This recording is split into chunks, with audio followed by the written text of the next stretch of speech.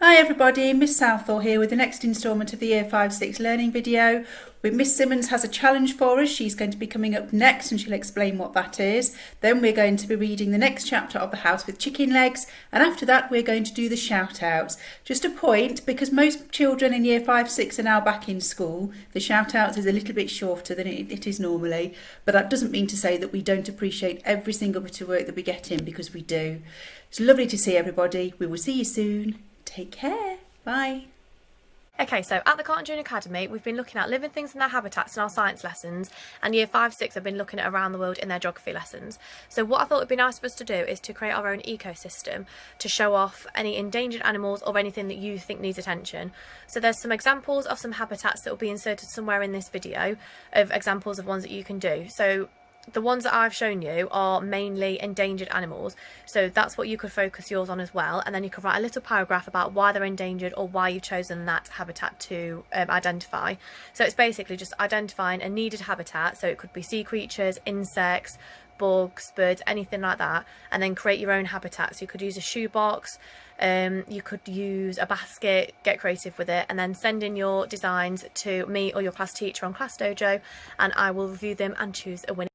As Miss Simmons says, once you've completed your ecosystem, you can upload a picture onto Class Dojo for your class teacher to see and pass on to Miss Simmons, or you can send it directly by email to Miss Simmons herself.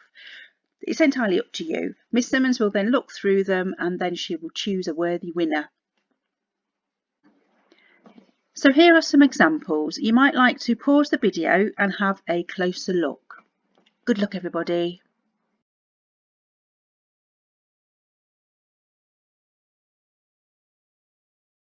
The Old Yaga.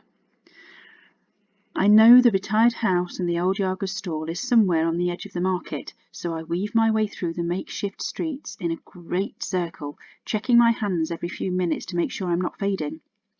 Everything is quiet and peaceful, but electricity shivers through the air like the market is waiting for the living to wake up. Once I've got Baba back, we'll walk through these streets together. While they're filled with living people, she'll barter for old musical instruments and tinned food, and I'll look at clothes and second-hand books. And instead of being distracted by daydreams, I will hold her hand and appreciate every moment, not like before. A wave of cold damp air breaks my chain of thought. The ground is wet from where a storm must have been washed down. I step over a shining puddle and look up.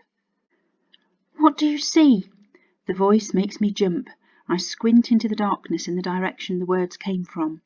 A long, curved pipe swings out and points at the puddle. What do you see? The voice asks again, and I realise it's talking in the language of the dead. Relief washes over me. A Yaga! A face appears behind the hand holding the pipe, dark, deeply wrinkled skin and eyes shining with moonlight. It's the old Yaga who runs the Spirit Trust stall. Part of me wants to rush to her and hug her because she is something familiar and a chance at bringing Baba home. But I just stand, frozen, my head swimming with hopes and doubts. The old Yaga chuckles and I frown. I'm not sure why my answer to her puddle question is so funny. She takes a pull on her pipe and exhales a plume of caustic smoke. I hold my breath until the cloud disperses. It's good to see you, Marinka. Come in. She beckons me through heavy fabric curtains, past tables decorated with skulls and bottle racks filled with Spirit Trust, to the back of her stall, where the gnarled front door of her retired house is hidden.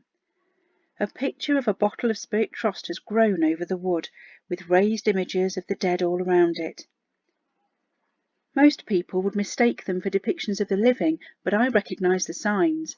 The confusion in the faces and the blurring of their edges is visible even in the simple lines. The door opens slowly with a drawn-out creak, revealing a front room similar to ours. A fire burns brightly in the hearth, and the smell of borscht hangs in the air.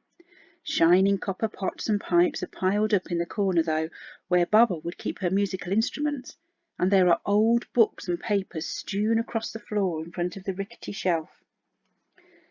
The old Yaga offers me a chair and ladles me out a bowl of soup. You've come because your Baba has passed through the gate. How do you know? I tilt my head and stare at her. Although she is old, much older than Baba, her hair is thick and black as the night. Just a few tiny coils of white dot her head like stars. She stands tall and proud, and the air of confidence surrounding her makes my nerves tingle. I understand the ripples that whisper through the gates. The old Yaga sits opposite me, back straight and eyes keen. It wasn't quite her time, I think. No. I look down and poke my Borsch. She had to go through the gate to help guide one of the dead to the stars. She'll be back, won't she? I hold my breath as I wait for her response. I've only heard of a Yaga returning through the gate once before. The old Yaga leans towards me. Have you heard that story? I shake my head, and she strides over to the bookshelf, picks up a thick leather file and flicks through the loose pages. It's in here somewhere. I was going to put it into the next volume of Yaga Tales. Do you read them? Oh, yes, I nod. Memories of dawn-lit bedtime stories flooding my mind. Baba used to read them to me when I was little. I give a new volume to all the Yaga every 10 years or so. I'm a few years late with this one.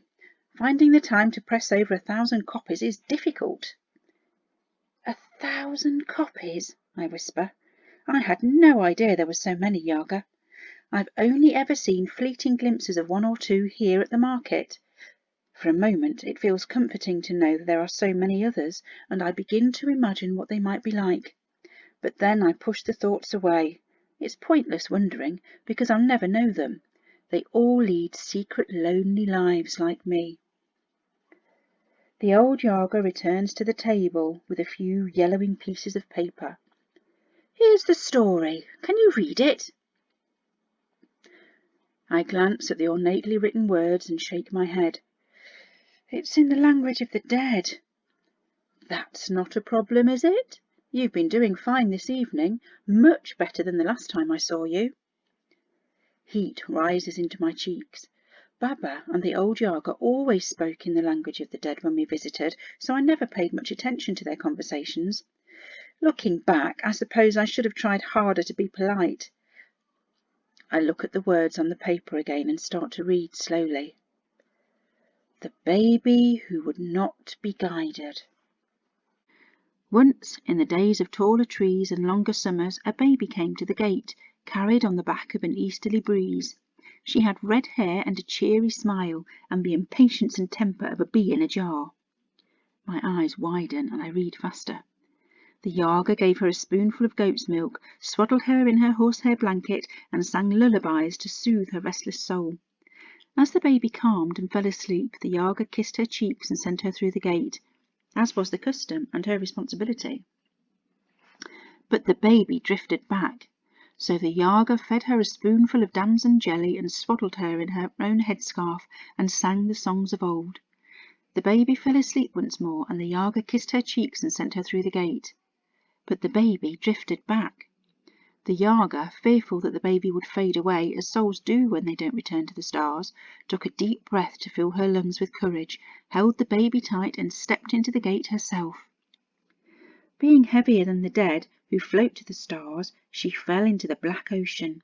She fought with her arms and legs against the icy waves until they were all twisted by the currents. Still she held the baby tight and swam all the way to the base of the glassy mountains. She could feel the baby pulling back towards the land of the living, so she held the baby tighter and climbed the sheer cliffs of the glassy mountains, using her teeth and nails until they were all crooked with the strain. Still the baby pulled back towards the land of the living, so the Yaga held her even closer and carried her further over the great rainbow and through light years of darkness until they reached the birthplace of the stars. There the Yaga kissed the baby goodbye and let her go, to return to the stars from whence she came. Exhausted and far from the land of the living, the Yaga did not know if she could make the journey home. Each step was a battle against the natural order of the great cycle. The Yaga fought against solar winds and meteor showers, against billowing storm clouds and deep black holes. She pulled herself home along moonbeams, and by the time she reached the gate, she felt 1,000 eons old, weighed down by the blackness of the void, but satisfied she had fulfilled her responsibility to the child. But as she stepped across the threshold of the living, she heard a baby cry at her back.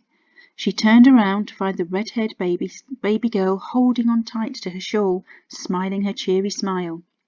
The Yaga sighed, knowing she could not go into the gate again, as she was too tired and too old now to make the journey both ways. So she gave in to the child's stubbornness and let her stay, deciding that if the baby would not be guided, she would raise her as a Yaga. Because although not born to be one, as most Yaga are, the child could not go back to the land of the living and would not go forward to the land of the dead.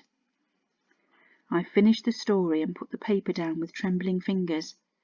This is about me, isn't it? About when Baba tried to guide me when I was a baby. You were a stubborn little thing. The old Yaga smiles. But it worked out well, I think. Your Baba loved you as if you were her own, and it looks like she raised you to be a fine Yaga. It's a shame she's left early. You're a little young to take over the house and the gate by yourself, but I'm sure you'll do fine. Oh, no, I say quickly. Baba is coming back. The story proves it. She's done it before, so she'll do it again. The old Yaga says nothing, and her silence pricks at my skin. She is coming back. I try to say it more confidently, but my mind wavers. Some of the last words from the story echo through my mind. She was too tired and too old now to make the journey both ways. How is your house? The old Yaga asks. It's fine. I dismiss her question, a cold wave of panic rushing through my chest with the realization that Baba might be gone forever. I bury the thought deep inside, unable to accept it. Have you guided any dead on your own yet? No, I lie. That's Baba's duty. And your duty now. If you are the next guardian, you must start soon, before your house begins to suffer. What do you mean, suffer? I frown as I remember the painful splitting sound when I sent the dead away. Yaga houses live for the dead. Guiding is their reason for being. Without it, they are lost. They wither away. I picture the crack that appeared in the house's walls by the skeleton store, with the dry, splintered wood all around it, and my stomach tightens. And it's not only your house that will suffer. The dead need to be guided. Trapped in this world, they fade away and can be lost forever. Some of the other houses may guide more, of course, in an attempt to stop that from happening. But they will suffer from the strain of guiding your share of the dead. It is essential that every house guides, or the whole cycle goes off balance. The old Yaga points at me with the end of her pipe and frowns. And then there is you, of course. Me? I croak. My mouth is dry. You are linked to your house in a unique way. What will happen to you if your house withers away? My gaze darts to my fingers, and they tremble as I picture them fading. Nausea rises inside me as I imagine my whole body disappearing and my soul being lost forever. I dig my fingernails into my palms just to feel alive. So, we need to get you guiding. The old Yaga raises her eyebrows. You speak the language of the dead beautifully, when you want to. Do you know the death journey words? Yes. No. Well, sometimes. I mean, I only just learned them. I'm not ready. I shake my head. It's still heavy with the memories of the souls I've already guided. Nothing like being thrown in at the deep end to learn how to swim, the old Yaga laughs. I remember the house kicking me off the cliff into the lagoon. I feel like it's happening again, like I'm breaking the surface, gasping for air, desperately reaching for something solid. Are you all right? The old Yaga's face crinkles with concern. Do you want to stay here tonight? I've a spare room made up. We can talk more tomorrow about how you can guide alone. I have to get back to the house, and Jack and Benji. I sway as I rise to my feet. My world is falling apart, and the old Yaga wants to talk about guiding, but I can't. I can't be the next guardian. There must be a way to bring Baba home so she can guide the dead and protect me and the house from crumbling and fading and the cycle going off from going off balance. Being guardian is her responsibility, not mine. Of course. The old Yaga walks me to the door. Come back tomorrow night. I'll help you prepare for your guidings then, if you like. Thank you, I hear myself murmur. I watch my arms brush aside the fabric drapes on my way out to the street, and I stumble through the puddle into the light of the early morning. I feel like I'm in an itchy, uncomfortable nightmare where I can't get enough air and I can't wake up, no matter how hard I try. Laughter rises to my left. I look up and see two girls about my age watching me from the next stall. One whispers something to the other and they both giggle. "Where did you get that headscarf? You look like the ugly witch who lives in that rotten old house." "It's not mine." I pull the scarf from my head. I was about to say, "It's my grandmother's," but that's not true anymore. How could Baba do this? Leave me here all alone in danger of fading away and expect me to become the next guardian? I don't want her scarf. I don't want the scarf of a Yaga. I don't want to look like a Yaga or be a Yaga. I drop the headscarf into the puddle, skulls and flowers swirling in the muddy water, and I walk away, desperately trying to think of a way out from all of this.